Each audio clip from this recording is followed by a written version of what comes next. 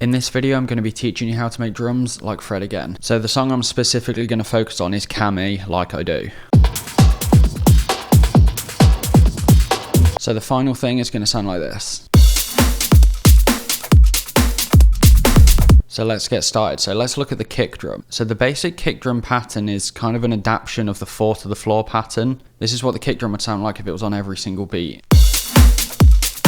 So the 3rd and 4th kick drum have just been moved ever so slightly in this position. So after that we get something like... So on this kick drum I've got an EQ scooping out the mids. So without this EQ it's going to sound like this.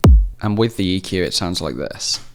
Very subtle difference, and we've also got a compressor on here as well.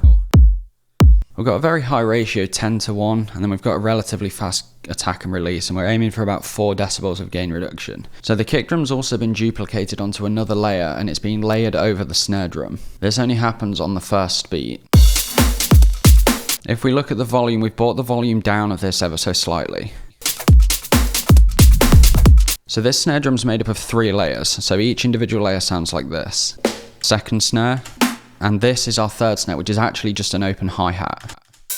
So altogether the snare drum is going to sound like this. Now I've grouped all these snares to one bus, and on the bus we've just got an EQ. So we're boosting the fundamental down here just above 200 Hz, and we're also adding some brightness at the top as well. And we've also got a compressor on this snare. We're just taking off about 3 decibels of gain reduction. So at the minute the kick and the snare is going to sound something like this. We've also added in a reverse snare just before the first snare hits to make it more interesting. So that's going to sound like... Very subtle if I play it with, and then this is without. Just kind of swoops up to hit that snare drum. What I did was exported the main snare and just reversed it to make that. Now onto the hi-hats. So we've got a main offbeat hi-hat here, which is just ticking through something like this. If I play that with all the other drums, it's going to sound something like this. Also as well in here, we've got this shuffle sound. So this hi-hat is actually just playing 16th notes through the whole song. If I play that with the main hi-hat.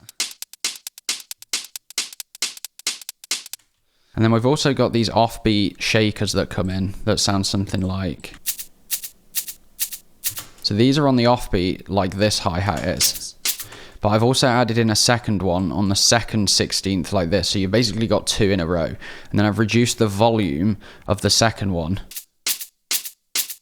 And also we've got 2 loops in here. So the first one sounds like... And then the second one sounds like...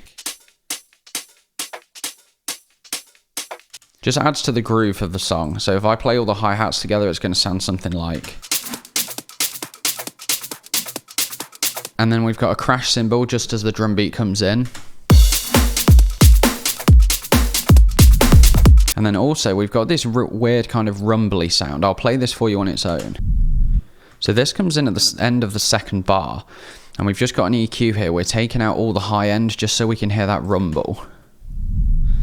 Really adds kind of like an interesting texture to the drums. And then the final layer we've got is just a vinyl crackle, just to make some kind of like texture underneath the drums. So if I play all the drums together, it's going to sound something like this.